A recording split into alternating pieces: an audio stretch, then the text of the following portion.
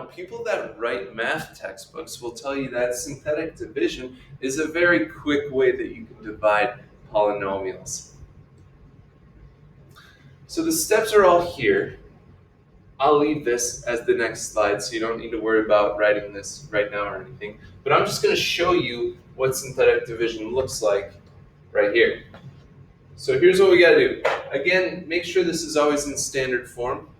But really, you're just going to take the coefficients. So we're just going to take the 4, the negative 12, and the 9. And again, if you're missing anything, you have to put a 0 there. Now, the silliness comes here. See how it says x plus 1/2? Remember back in the day when we were factoring by solving, if it said x plus 1/2, then the answer was negative 1/2. Kind of the same deal here. We're going to put negative 1/2 over here. Okay, this is where it gets fun and very exciting. First number, you just bring it straight down, 4. Now, to find the next number, you're going to take whatever number you have up here in the rectangle, and you're going to multiply it by whatever you have down there. So negative 1/2 times 4, half of 4 is 2, so negative half of 4 would be negative 2. You're going to take that number and you're going to write it right here. Very fun. And then you go straight down that column. Negative 12 minus 2 is negative 14. And then you just repeat those steps. So you do negative 1/2 times negative 14. Half of 14 is 7.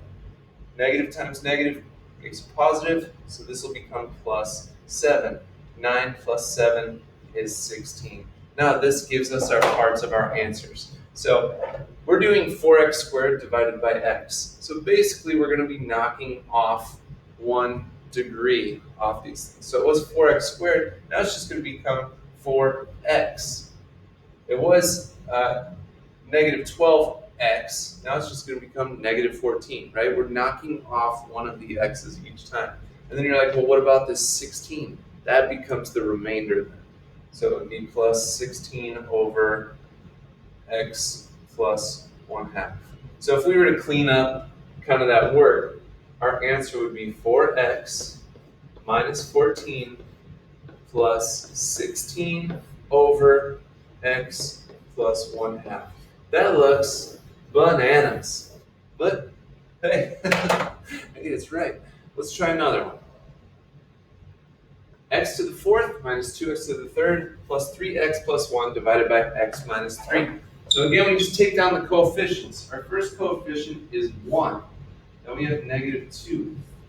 But look, we had x to the 4th, then x to the 3rd. We don't have any x squareds, so I still have to put something there. So I'm going to put 0 for the x squareds.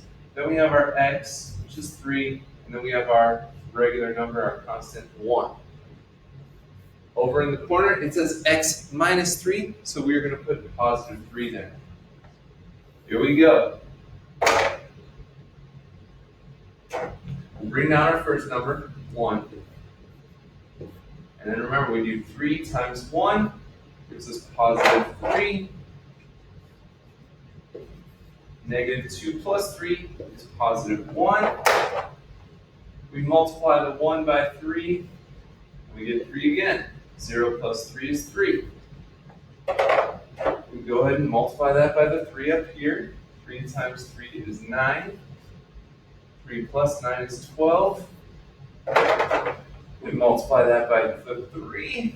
12 times 3 is 36. 1 plus 36 is 37.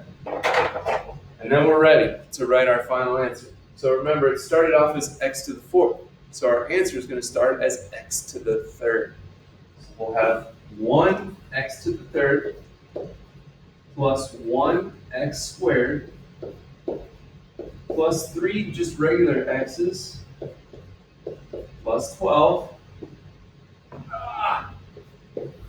And then that 37 is our remainder. So we'll say plus 37 over x minus 3. And that's it.